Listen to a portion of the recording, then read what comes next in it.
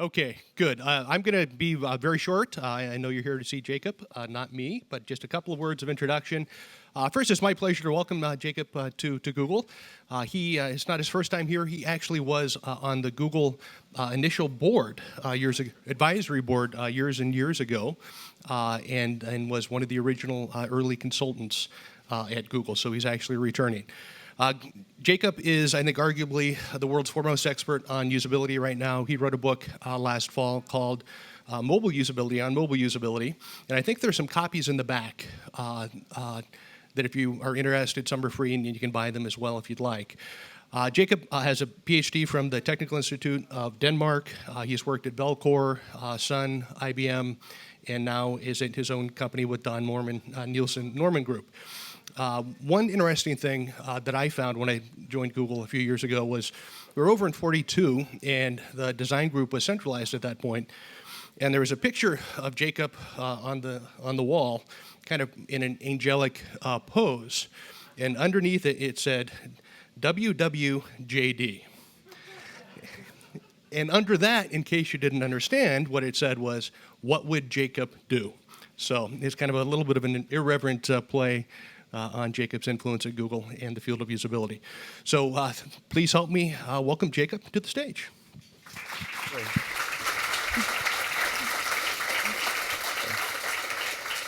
Thank you, John. Thank you, everybody. So I won't really talk about mobile usability kind of now, because I'm sure all you're working at anyway. I'll talk more about the past and the future, really kind of a combined little set of things there. Some of the themes I want to cover are that we actually have a lot of things we know about usability that is very stable in this otherwise fast-changing field. I want to touch a bit on the question of the specific technology and platforms, whether it matters or not, and kind of both are the answer here. And then I want to end with talking about how we get usability more widely applied. Before I do that, I'm just going to show you a little video clip of one of, we do a lot of user testing, as you do as well. And to show you a video clip of one of the studies. And this is a study, was done actually in London, as it turns out. But we did it in a hotel because we didn't have a lab there. So as you may know, in hotels, when you want to get onto the internet, they first show like their own hotel screen, and then you kind of click through that, and then you get online, right? And for everybody in this room, that's not anything you consider to be a usability problem. But we had this user, and I'm going to show you what happened when he's trying to get onto the. So he's just trying to get online, basically. That's the problem. So all of your work is for nothing because he can't get to Google, right? And the reason I'm showing you this is that it really, I think this showcases, in many ways, the design challenge we're facing, that we have a lot of users whose mental model of computers and the internet is like, there's no distinction between what's a browser, what's a website, what's an operating system, what's in this and that and the other. For all the people in this room, we have those very clear distinctions, and that helps us then understand all the fancy stuff. But this guy couldn't even get onto the internet, really good. He couldn't get to Google. He didn't distinguish between what's a browser, what's a Google, what's a website. Our moderator who was running the study, was kind of violating a little bit some of the rules for doing user testing because he was helping him here. But the reason for that was that we were not interested here in studying how he gets online. We were interested in studying how he would use various websites. We had to actually get him to those websites, which is why he tried to help him. Well, maybe if you use another browser, it'll be easier. No, that was not the problem, actually. So I think we have still a lot of things in usability, and that's just going to, again, sort of a little bit of history, show some of the cases of where I have taken big companies to task, because of course small companies make design mistakes as well, but the big ones are the ones that are worth talking about. Flash 99% bad. I mean, that was just really at that time a great kind of assault on usability. WAP was, the early way of doing mobile devices, and I think WAP is a great example of that the technology actually does matter, because it's not just that it was mobile way of getting onto the internet. It was such a bad way of getting onto the internet that it essentially didn't work. We did a big study of this in 2000. And usually when we do in my company, when we do a study, we publish like a big report with guidelines on how we recommend you should do design. But in that case, there was only really one guideline, which was don't do it, because web was so bad, right? PDF online. So the one I have here, like the search engines, this is actually not a complaint about Google being bad, it's a complaint about Google being too good. The others are complaints about bad design. This is actually a complaint about good design, because I think Google has been so good that it has kind of almost taken over the internet more than I would like to see. But I can't really ask you to do worse work, so I don't really know how to handle that problem, other than ask other people to do better work, I guess. Amazon's Kindle, that's another good example of that the details really matter, because their first attempt at doing a tablet was really terrible. And we did user testing on this, and just with a handful of people. And it's a great example of why you can do it with few people and you will really learn, because we had, just with those few people, it was clear that it was insufferable to get anything done on, I would say, on the 2011 model of the tablet. Now, last year's model was already much better. Another example of that, by the way, was the web study, because we had, I believe we had like about 10 users or so in that study. And after we published the findings, that the telecoms industry, the entire telephony industry, which is a huge industry, particularly back then, kind of rejected our findings, said, well, you only tested with so small people, for few people, and they only had their phones for a week. And it's kind of like, well, if after a week you still can't figure out how to get tonight's weather forecast, and we ask people, would you like to use it, and say no, it's kind of like, this is not a small finding, in which case, for sure, if it had been a little issue, that it wouldn't have been a big enough study to determine a small issue, but for a big issue, for sure. The latest example is Windows 8, and what I wrote about Windows 8 is we call Microsoft Window in the singular, because they abandoned multi-windowing, which is their trademark, really. And that's another example where it's reportedly they're now going to kind of scale back and do it either right or at least better the second time around. But for a lot of these cases, a lot of these kind of really big failures were things that could have been found with relatively small studies. I mean, our studies are not big studies. We don't have the budget of, Microsoft Usability Department or Amazon's design group or anything of that nature, right? And we find with very small studies that these are failed products. So I do think that these big companies need to get better, except maybe Google needs to get worse, I don't know. But because I have been doing these things, it's been somewhat controversial over the years, and so I do see things like this from time to time getting out there.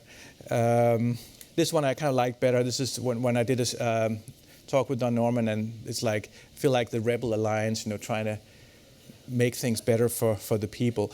But one of the big things that people say kind of against all of this work that I'm talking about here is that when we have our usability findings and these guidelines and recommendations, it constrains their creative freedom. So is it true that designers are, sort of suffering under these nasty usability people? And I would say no, and I'll give you a few different arguments for that. And so my first one, I'll take an analogy from the field of music. And I'll do it as a little participatory exercise here. So I'm going to play for you two pieces of music. So there's one piece of music, but performed twice. And it's by two different opera singers. So they're both going to sing the same little piece of an opera. And your job is to identify which of these two opera singers is Luciano Pavarotti, this rather fat, very famous opera singer, Pavarotti. So which of these two people, first or the second, they're saying the same thing. Who's Pavarotti?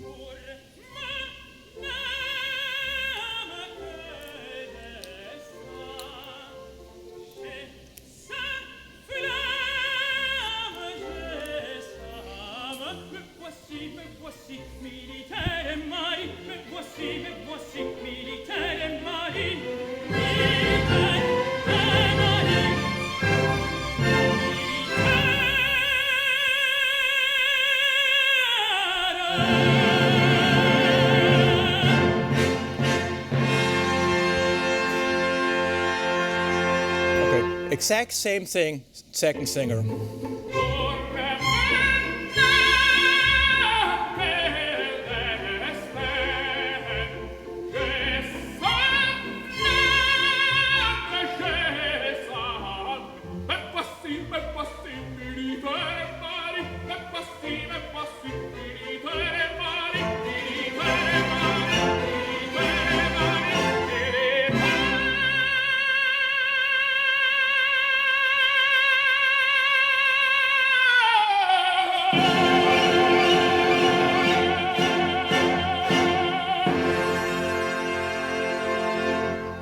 Okay, so who thinks that number 1 was Pavarotti?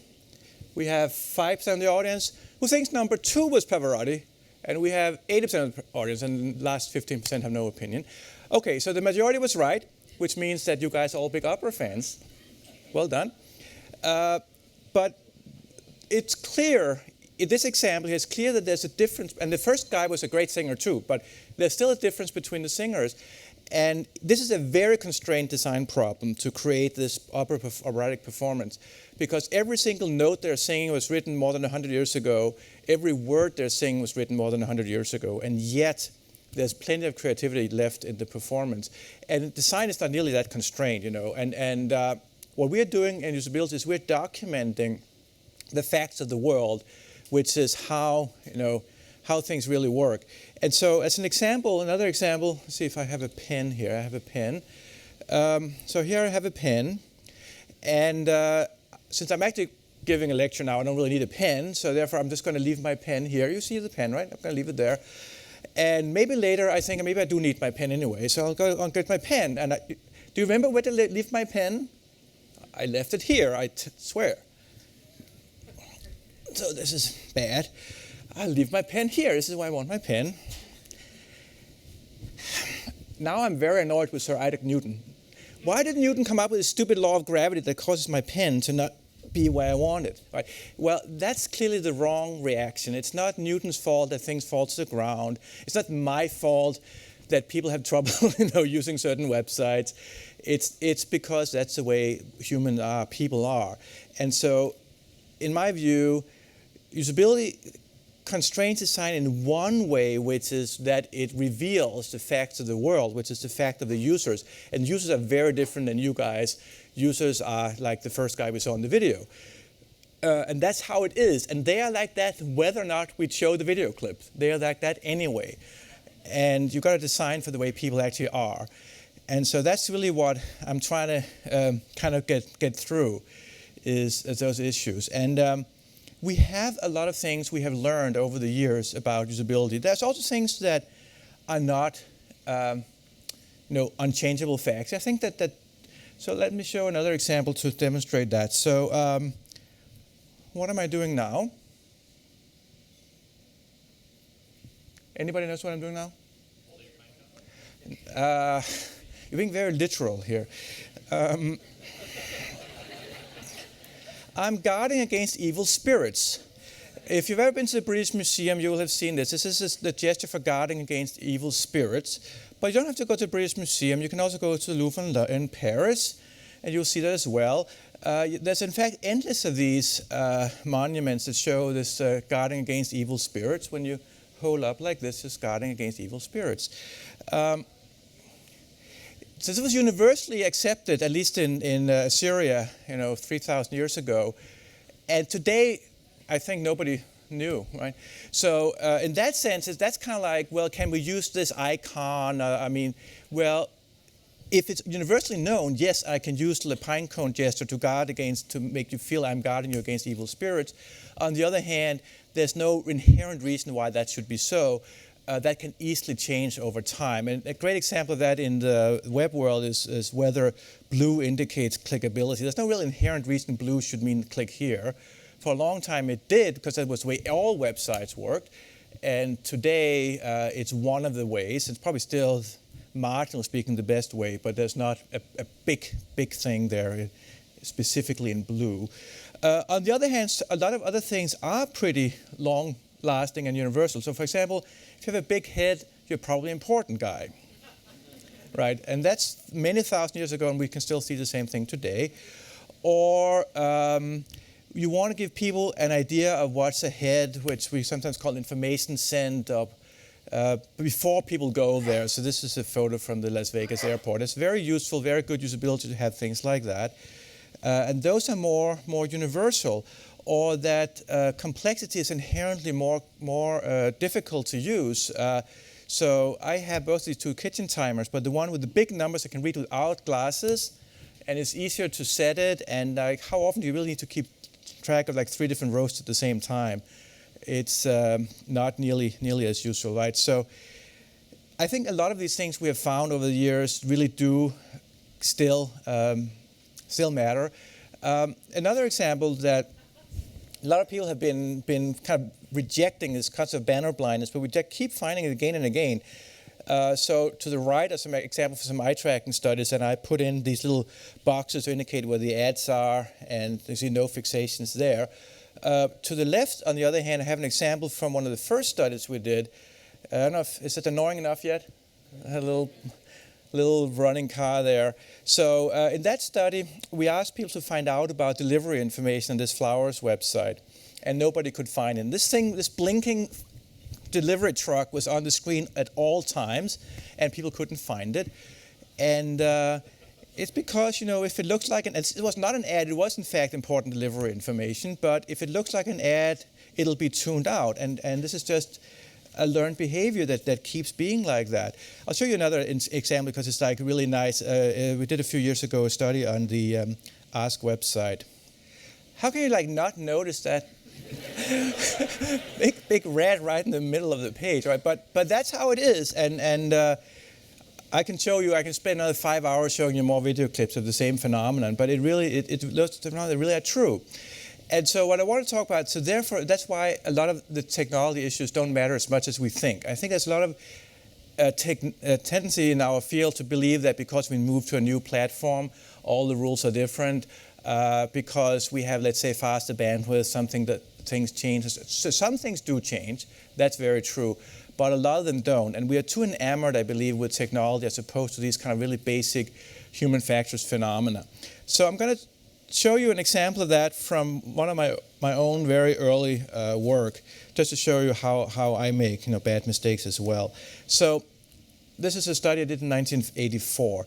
And the problem is, if you have more information you can fit in the screen, how do you do? Right? How do you deal with that? And so there are 2 ways of dealing with it. So if I'm going to, let's say, want to watch view line K, right? Is that up or down, right? So it could be I move the information up. So that was mental model is up. It could also be that I move my viewport down, and now K is visible. Those are 2 different ways of thinking about the same problem. So at the time in '84, I'd been to some usability conferences and there was some research done at IBM. And at IBM, at the time they had these full screen text only terminals, whatever they're called, 3270s terminals. And they had done a study showing that if people had the mental model, in this case down, then they would perform a little bit better than if they had the mental model up. So just change what you call the commands. I mean, the same thing will actually happen, but if you change what you call the commands, people will be a little bit faster if they think of it being a down command to display the line K. And of course, they test to display the line A as well and all that. But and I had seen these early computers that had come out at the time, like Macintosh and stuff like that, really early revolutionary graphical user interfaces. And so I worked at a university that was too poor to actually buy a Macintosh. They were expensive at the time. So I didn't have one, but I'd seen the demos. And in the demos, it was very clear to me that you could see the graphical user interface, you could really see the text move up in a more smooth manner than you could see in those full screen terminals. So to me, it very much felt like it was an up command to move the K up to become visible because you could see it move up. So we actually did get hold of a graphical computer at the university, and we implemented this thing and did the study. And I really expected that now I would prove that graphical user interfaces required the opposite mental model of text-based user interfaces, because clearly in text it was down, or text-only screens was down, and in graphical user interfaces it was up. Our study came out the same as the IBM study. Down was a superior mental model. I mean, not by a lot, but by a little. And the reason was because the difference between up and down here was not the difference between text only versus graphical screen. The difference was between you moving something and seeing it being moved. So when I just saw the demo, I didn't have the computer myself, and when I saw the demo, the text was clearly moving. But when I was there, I was clearly moving, or the user was there, they were clearly moving towards K. I mean, their thinking was, I want to move down the document. And that became the superior, the dominant factor in which of these two ways of thinking about the problem are superior. And so I point this out because I'm kind of arguing against us being too enamored of technology while admitting that in this example I was too enamored of technology because I thought that the difference in the type of screen we were using, or display we were using, would make a difference. And in fact, it was a difference in the user's task that was making the difference. And of course, today we do have actually an interesting difference because now we have another way of moving information, which is with a gesture. And when you're moving the gesture, then actually moving to CK actually does feel like an up movement. That's because now I'm actually moving the text. Before I was manipulating the window. So again, it's a difference in the task that makes the difference. And I think that's important for us to keep remembering. Now, after this long argument about how technology doesn't matter, it actually does matter. Because even though I think the big principles are definitely the same, a lot of the smaller details are very different. And the details matter so immensely to usability. It's like people can have sort of a lot of like really big picture ideas that do really right. And if people can't figure out where to click, the entire thing is for nothing, right? And we've seen a lot of examples of this. One of the most recent ones to come out was, I think, Facebook's home thing for Android was reportedly was a big failure because they didn't design really for Android special features. But that is history repeating itself because the exact same thing has happened many times over with, for example, people porting software from Windows to the Mac, and just like Microsoft, earlier versions of Microsoft Word and things like that, that were not really native to that environment. Or when Windows was young, people porting things from DOS to Windows, and it wasn't a graphical user interface. So it's really just another example of the same point, which is you have to design for the characteristics of the device. And as the devices, particularly the more primitive or simplistic they are, the more important it becomes to really fit with them. If you have a very broad, general purpose, like powerful, it's maybe a little bit less so important to exactly fit it right. So if you have a really big, huge computer screen and a very powerful computer, you can suffer a little bit more that it's not 100% right. And if you have a small phone, it's more important that it's exactly right. And so there's a lot of discussion today about things like responsive designs and so forth, about how you can make things adapt and fit to the different environments, different screen sizes and so forth. And on the one hand, it's very appealing because you obviously want to design once and run everywhere. But I remember once we had the slogan, code once and run everywhere, and it really was like, code once and run everywhere, but test everywhere as well, because it's still broke in half the cases. And that's the same here. If you're trying to make a design that's like reform flows itself, and you're using it under different circumstances, then you do need some different prioritization of features. Maybe certain things should not be visible initially, and so forth. So I'm going to show you another example of this, of how the details matter. And this goes back to this web study from 2000.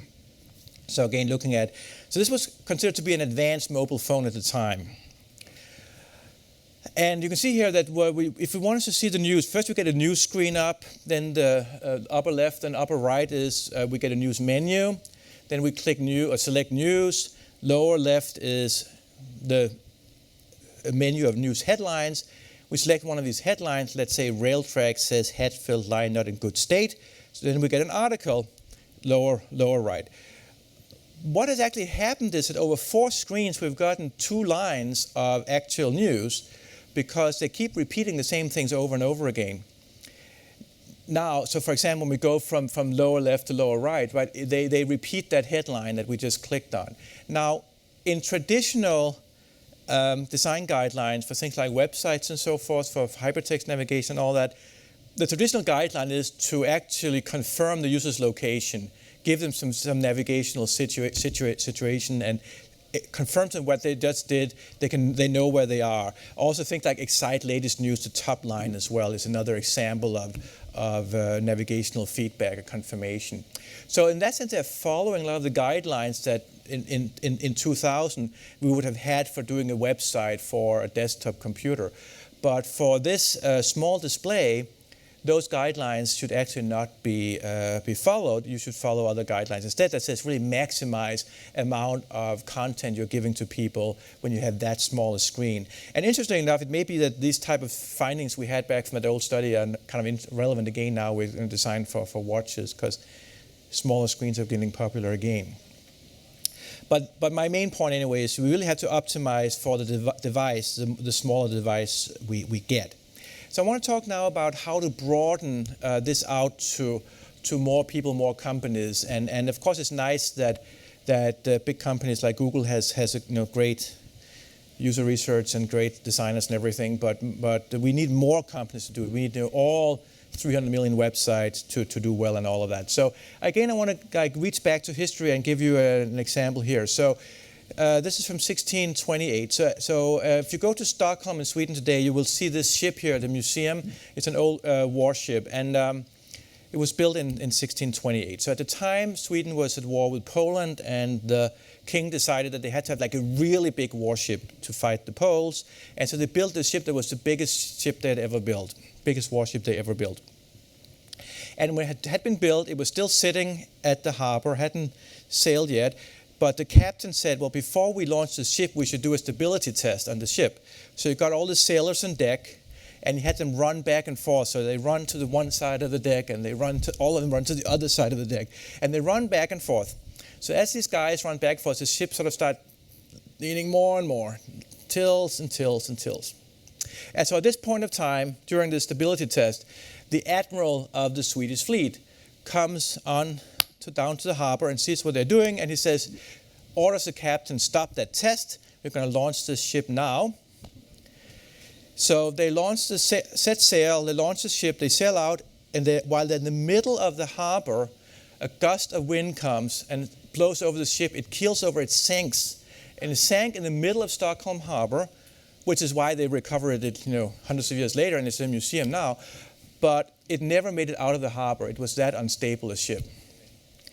And so this story actually proves two things. The first, of course, is that Star Trek was right. Captains are smarter than admirals.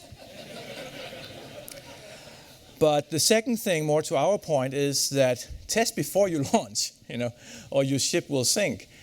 And so it's just proven hundreds of years. I mean, every time, basically, you got to do it before you launch. I saw another nice T-shirt by some guys in Italy that says, "Test it or they will detest it." It sounds better in Italian, but that's kind of the basic point. So we want to do these very simple, early simple studies. And here's an example of a study that one of my kind of early studies of some early intranet icons. So we tested them with just 4 users, and the first one was intended to be a bulletin board symbolizing what's new, and what the user says was bulletin board, bulletin board, bulletin board, laundry. Now, when you have 1 of 4 users telling you that your icon is completely mistaken, that's 25%, but it's not really statistically, reliable number there. So what are you going to do about that? And so this is where the expertise comes into play. You interpret this data and you say, well, it's probably not going to actually impact when we have people use this, that they're going to think it's laundry. So we keep the icon, but in further research, we keep in mind if it's going to cause any issues, and it never did. So that was the correct decision. The next icon, the middle icon, was intended to be in the World Wide Web. This was so new at the time, we needed to actually represent it in the interface. So what did people say? Networking on a world scale, that's close enough. Map, location, global. The dimensions of the planet, really right, completely off the wall. And networking around the world, also pretty close. Well, so here again, we have just a few people getting it wrong. It's really the same as for the first icon, statistically speaking, but here, my decision was there's something wrong with this icon. And the reason is I can refer back to some usability principles, which in this case is a mismatch in dimensionality. The globe is a three-dimensional object, and the network map is a two-dimensional map. And that's a mismatch, and that's what causes people to not understand that the two things don't feel connected. So we replaced the 3D globe with a flat map, as you can see the final icon, and that worked well. So this is kind of why, if you're going to do these kind of very small n tests, you cannot really rely on a statistic. You have to rely on interpretations. So why is it okay to rely on interpretations? Because we do know things about usability. This doesn't mean that these interpretations are always 100% accurate, but it does mean that they're likely to be correct. And it's much better to make a decision and proceed on your project while keeping in mind, like with this first icon, that just maybe you're wrong. And you may have to revisit your decision, because remember that no decision is also a decision. And if you don't act on the data, then you are much more likely to be wrong than if you let yourself be guided by just a little bit of data. So the probability of making the right decision actually goes up dramatically with even a tiny, tiny amount of data. So what we want to do is to expand the use of these user research and usability methods around the world. And I have a little slightly complex chart here to indicate this. This is there are two ways really of how you can do better in terms of usability. And on the x-axis is better methodology. So doing kind of what I and many other people recommend. And on the y-axis you can have better management support. You can have a more institutionalized, more part of the official way the companies run. So there's a pragmatic how you do it, and then there's kind of on how it's organizationally instituted and supported. So there are two different ways you can worry about. And these bubbles here indicate, we did a survey among people participating in an event that we run called Usability Week. So 244 people positioned their company on these scales. And in fact, there's a fair number of people from Google who go to this event. So probably some of them are you, but of course it's anonymous. So I can't say where Google is in the map according to the Googlers themselves. But you can think about that. That's your little exercise, take-home exercise. But what I want to point out is that, so the size of the bubbles indicate how many people positioned their company at that spot in the diagram. And what we really want to point out is how the vast majority of companies are in the red zone. So they don't do really quite the recommended methodologies and don't have that much management support for it either. And this is, of course, a biased sample, because these are people who come to a usability conference. So if we think about all companies in the world, they would probably be much worse off, But this is why we're still in the early stages of really making design driven by user needs. So there are some companies up in the green area that do most or maybe even everything, for a very few up at the number 8 do everything right. But another thing that's interesting about this chart is we don't have so many people out in the other corners, the upper left and lower right corner. We have a pretty high correlation between these two dimensions of two different things you can do. So the everyday kind of, as I'm doing it, methodology work and the management support and how much it's part of the company culture and institutionalized. These two things tend to go quite together. And that's interesting, because there are two different sort of strategies for how to get better design. And different people have different opinions about it. So actually in the Nielsen Norman group, I have been the one advocating the methodology approach, let's do it. And my colleague Don Norman has been advocating more the management support role. Let's convince management to do better. And the truth is really that both of us are right, in the sense that you need both, because these things tend to be quite, as you can see from the data, quite correlated among companies. But if we think about this point that almost everybody, even among the biased sample of companies that do care enough about usability to send people to a usability conference, even there, most companies are in the red zone. So we're still in the early stages of really getting technology to work for people. I mean, even just before we did this talk, I had trouble getting the projector set up, and thanks to the good AV staff here, we made it work. But it's amazing that still to this day, we have to struggle of just projecting a simple slideshow, and that's because that technology companies still care too much about let's put out some new feature as opposed to make the old feature work. I think we need more attention to just that simple, quality assurance really. Okay, so to conclude here, some of the big challenges for usability.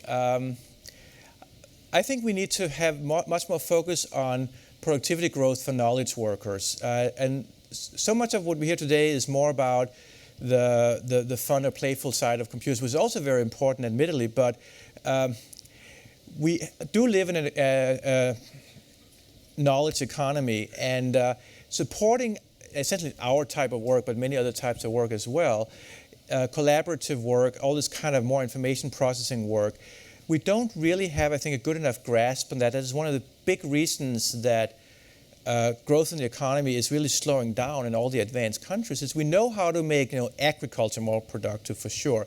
We know how to make industrial manufacturing more productive. Those two sectors of the industry are both doing extremely well and being more and more productive every year. But our share of the economy, which is much the biggest these days, we don't know how to make us much more productive. And it's one of the reasons we don't know is that it's not worked on very much. So a project we did recently was about social networking in the enterprise, social networking in intranets. And we studied a lot of different companies who are doing these type of things. And the common feedback we asked about, so how do you measure the ROI, the return on investment of your investment in adding these features to your internal computer system? People said, well, it's obvious we should have that. Just like email, it's obvious we should have it. Well, obvious is not good enough because it's actually not obvious. We have had so many other examples of things that sounded good but were not good or were done in a suboptimal manner, that I feel that's the same here, that if we really found better ways of measuring which type of computer interfaces really make people, let's say, better at problem solving, more creative, more able to get their work done in a more high value fashion, we would have, it would vastly increase our growth of the economy, our contribution to the economy. So that's, I think, maybe this is one of the really biggest thing. Another one is the health risks of information technology, where I particularly want to point out the problem of driver distraction, which is a huge killer of people. So it's possible that the real answer to driver distraction is the driverless car, so maybe you guys are onto that. But truthfully, even if that works, and it'd be at least 10 years before everybody has one, that's for sure. So let's just look at a 10-year perspective. So over the next 10 years, about 2 million people will be killed by driver distraction worldwide. So one way to think about it is that people who work on Android here, you're going to be responsible for about 1 million people being killed over the next 10 years. I mean, not personally responsible, but I mean, because they use it wrong and so forth, right? And so if we can work on driver distraction and really try to not even solve the problem, but just reduce the problem. So if we could reduce driver distraction to the point where we could cut this death in half, that we could save 1 million people from being killed over the next 10 years. It may be not as good as curing cancer, but it's almost. It's a really major thing that we could do if we could really address this problem some more. There's also the problem about people being, there used to be this issue about couch potatoes, people sitting and watching television and getting sick. And now we're probably just going to have iPad potatoes instead. So same type of problem again. There's also other issues that are maybe not as well known. So the internet has really been pushing a much more shallow approach to information. As we know, this kind of in-out and just kind of click quickly on things and all that, and which is what information forwarding theory predicts, because the easier it is to move around, the more people will move around. And they will move around information, so they don't sort of embed themselves, immerse themselves deeply. I just wrote a new book. I just can't help myself, but the truth is that a lot of people don't read books anymore. They just look at, like, here's a web page about this stuff, and you don't really learn as much from a web page as you do from let's say, reading a book. So we need to do something to overcome this problem, and also look at what effect does this have for, let's say, the school system or for children's learning. But just for our adult people's, our learning, our ability to understand new things, it's a very shallow information environment on the web, unfortunately. My final point is about old users or seniors. So as we all know is we have a problem with the aging society in terms of things like Social Security, because those pension schemes were introduced when there's a lot of young people available to pay for each old person to be retired. And nowadays, two things happen. First of all, people live longer, which is generally speaking good. And secondly, lower birth rate means there are fewer younger people. So now there's fewer young people to pay for each old person to be retired. So that's one. So Social Security is like going bankrupt soon. We all know that. But that's only one thing. There's also the problem of, going back to the issue of productivity, we know that productivity is declining as people age in terms of some of the more raw measures of things you can do, like how fast you can get various different things done. And so the hope is that in return for that, old people are hopefully like more knowledgeable and so forth. That goes to my first point. We don't really know yet how to really do well on that. But in any case, we are an aging society. We are going to have more and more and more old people around. And so we need to really focus also on supporting old people in use of computers. And that's another thing that's being quite ignored. And most companies are much more interested in chasing after teenagers and chasing after grannies. I'm going to show you, this is a study that we just announced actually today. So this is the new news, the data we did. We did a little study where we compared seniors versus middle-aged people, I guess, using a variety of websites. And you can see here the usability metrics here. Basically, seniors have lower success rate. They're slower. They're 43% slower at doing the same things. They make more errors. And not surprisingly, they therefore don't like the web as much, or these websites as much. So we put all that together, right? And we can see that we really have a significant problem if we want to empower this group of users, and empower in so many ways. It could be to stay in the workforce longer to solve some of our problems in the economy, or it could be more on a personal fulfillment-based thing. I mean, people are living longer, so they should stay active longer as well. So in all these different ways, we need to really work harder on making websites and other technology more usable for seniors. I'm going to end with just one video clip of one of the people in our senior study. Yeah. So. Yeah, that's how real people are, right? And so I show this video clip for two reasons. The one is that I think his last reaction is that's the business rationale for doing usability, right? Because delete if they can't use your site. But the other one is maybe the more human or humane issue, that we really do need to support a broader set of people. And if we do that, I mean, we all talk about like this great future of computers and how great technology can be, but it only really will be great if we can support all of these people, and we just have to work on it. So thank you very much.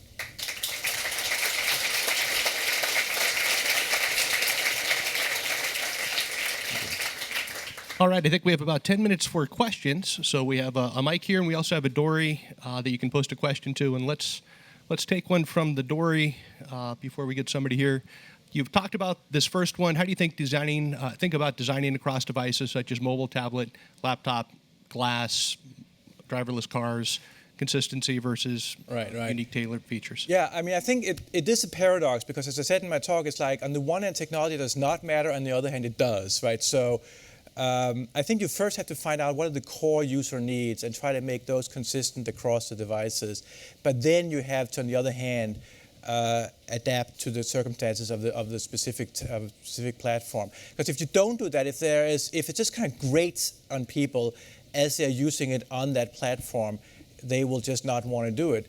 On the other hand, we're definitely going to have, we already have, more of a transmedia environment where people do move between devices during the day. And if they can't keep their expectations constant, so it's more like the deeper expectations should be kept constant, but the more surface manifestations should be adapted to the device. All right, next one, and if anybody has a question here, we've got a mic there, but have you run any voice-related studies? If so, what are the primary insights that you've gained? Well, I have to say, this is so long ago that I'm not sure how much to translate, but I used to work at the phone company, and we did some, things that were only voice, but it really is so long ago that I can't really. I think the main problem, with voice, well, the other thing we've done, of course, is a lot of accessibility studies with blind people, and that is voice only as well. And I think the main thing I want to say about that is the problem with voice is that it's one-dimensional. It's kind of has low persistence, so as soon as a word is uttered, it's gone. So memory load is a much harder problem in anything that's an audio interface.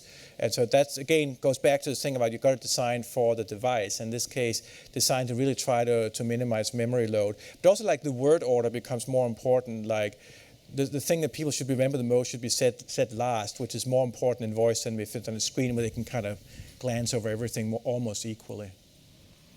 Let's go live. So there's been a movement, especially with touch devices, away from words and menus and more toward sometimes features that need to be, they're not that obviously discoverable, and you kind of discover them by touching sort of randomly and playing around. Do you have any advice on how to teach people that are not normally familiar with touchscreen devices how to discover these types of features? Yeah. I mean, first of all, I would actually recommend against that, because I think that discoverability is an inherent problem, and I think it's better to make things visually apparent rather than hoping people will discover them, because most people don't tend to explore so much. Little children do that a lot. They really like to poke around everywhere. So we found in studies with kids that they actually prefer this kind of mind-sweeping thing, move my hand around and touch things and see if it not blows up, but if things happen, right? So that's a nice kind of games-like environment. But for grown-up users, they tend to be so focused on the thing that they know that they don't explore other places.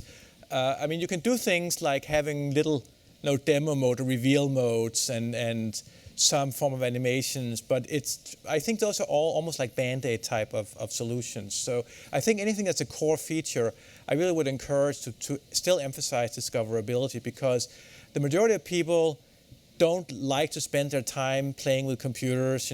See, we do. This is again about how we're different than the majority of people.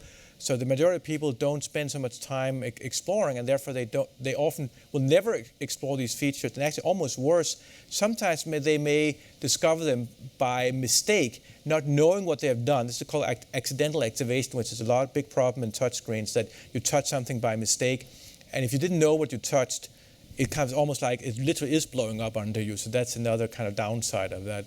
So yeah. Thank you. Okay. Let's have another question live, please. Hi, I'm wondering, how do you think about change and change aversion? Like when people are iterating on interfaces or rolling out new versions of a service, that's always a big topic internally. Yeah. But I think the first thing is to recognize that it is real.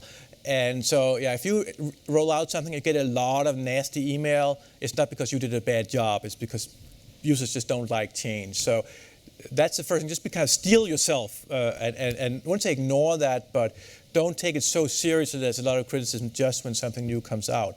But that said, it is real, and therefore you shouldn't roll new things out just to be new. And I think there's a lot of problems with the people who work on a design project to feel that it needs a kind of fresh approach, because you sit staring at this screen all day, whereas the users don't, or even if they do, they don't care about it, so they don't absorb as much about it. So that would be my kind of another recommendation, is to kind of be conservative and don't change unless it really is a major step up. Because it's a small step up, it's probably not worth it, because you are going to aggravate a lot of people. So those would be my main recommendations there. But for sure, we want to do new things, right? So you want to have new design as well, but only when it's big news. Sorry, Mike, as a researcher, how do you distinguish when you're getting feedback between something, how can you tell if it is change aversion versus this is actually a step backwards? True. I mean, you probably can't really, other than you have to expect that there's some change aversion. So therefore, if people just say, I don't like it, then it's likely to be that it's just because it's different from what they already know. On the other hand, if they have difficulty using it, well, then you have to, of course, it's a possibility that's just because they're very used to doing things in one way. And then that's when you may have to do like a longitudinal study, and you may have to actually hire people for a week or something like that and just torture them until they get over that. And then if they're still going to have the problem, then it really is bad. On the other hand, if after a day or two people are all of a sudden much better, then it's just a temporary problem. But still remember that the temporary problem may become an insurmountable hurdle, because in real life you can't force people to use it for 2 days until they have gotten better. So often people just give up on something. I mean, it depends on what it is, whether or not people will stick through it. But that's why you need a lot of these kind of assistance mechanisms that help people. If you move something around an interface, like in the old place, leave a little marker behind for a long time to teach people where it moved, things like that. So you need to kind of help people overcome that as much as you can, because it is real. I'm concerned I'm kind of reiterating the last question, but I've noticed a bit of a trend, people backporting mobile interface paradigms to the desktop, kind of like what Apple did with scrolling. Like, do you think that's a good move in the long term for the sake of kind of normalizing those things, especially for like my kids think in terms of touch devices, for example? Like, will that make more sense to them inevitably? Is it worthwhile, or is it just arbitrary? Well, I mean, first of all, part of it is arbitrary, like the example I showed with the pine cone. That's just completely arbitrary or simple. But if that is simple, people know, then take advantage of that and then use it. And it could be the same here. Like if people have a lot of experience with, let's say, mobile interaction paradigms, then that could be your first gold mine, the first thing that you go to mine or pick from when you're coming up with ideas for a new design. I mean, definitely leverage what people already know. That said, I mean, one of the points I made in my presentation was that there are differences between the devices, and one of the big differences is on a desktop computer, you have a much larger screen, you have a more accurate pointing device, and so forth. So I don't actually think that we really should move to having only touch interaction on the desktop, because I think we can do much more. And also, like these bigger gestures you have to do on a really big screen also are more tiring and so forth as well. So I don't think we should make it the same. But I think we should try. I mean, consistency is always good. That's good for its own sake. This is why design is a little bit more challenging than just saying, "Oh, this is how we do it," because you have kind of contrasting trends there. All right, so let's go 2 more questions, and I'm going to ask mine first, and then we'll end with yours. This question I think is interesting because it's from the book, and I'm interested in the relationship between client apps on mobile devices and web apps or interaction with web-based products, and how you see that playing out over time. Right. Well, I mean, over time is a little bit different. I think what we know now is that the native apps are definitely superior. Just because of what I was saying, that you optimize the device, and the more impoverished the device is, the more important it is that you optimize as much as possible, and that's what the native app will do. And that said, I think that over time we will expect that the mobile devices get more powerful, the mobile bandwidth gets speedier, and so forth, and also the web toolkits and whatever get better as well.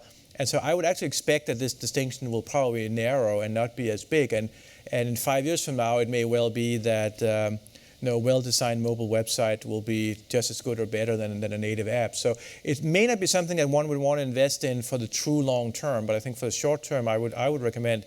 Well, if it's something that's a big important thing, I would recommend doing a native app. And if it's a small scale thing that's going to have 5 users, then just do the website. But right now, I would say the app is still better.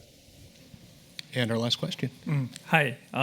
Since the future in the title of your speech, so I wonder, what do you think about the future of the gesture-controlled input, or something like Xbox Connect? How do you think? Do you think that's the future of the user interface? That's a great question. I actually don't think it's the future. I actually had like futures in plural in my title slide, because I do think that it's going to be more diversified. And I think there's a lot of environments where having your body be the input device, having the world become the computational environment. I think there's a lot to be said for that. At the same time, I don't think that's the only thing, or even necessarily the optimal thing for a lot of the tasks we will want to do. So I think there's a lot to be said still for having as big a screen as possible. I don't know what's the biggest screen. I have never yet seen the truly biggest screen, but maybe certainly the size of an old-fashioned big newspaper is probably the biggest screen we would want to have. But about that size, at least 300 dpi resolution and so forth. So like millions of pixels type of screen. I think there's a lot of value in that for a lot of tasks people want to do. So I think both types of interfaces will be there. Gestures have several downsides, and they are less precise, and certainly they have less of that persistence, whereas something that's a visual interface, and there's a reason why all these icons and stuff have lived for so long. And it's because they have a lot of usability and inherent benefits by being steady on the screen. You can see them, you can remember them. They tell you what to do, what to click on. Whereas with a gesture, I got to make up the gesture. I got to remember the gesture and so forth. So you probably have a smaller vocabulary there. There are fewer number of fancy gestures you can. I mean, we know even now from tablets that any advanced gesture you will not see if you run a study with normal users, because they don't do advanced gestures. They only do like tap and slide and very simple things. All right. Thank you all for joining us today, and please join me in welcoming. Thank you, Jakob Nielsen.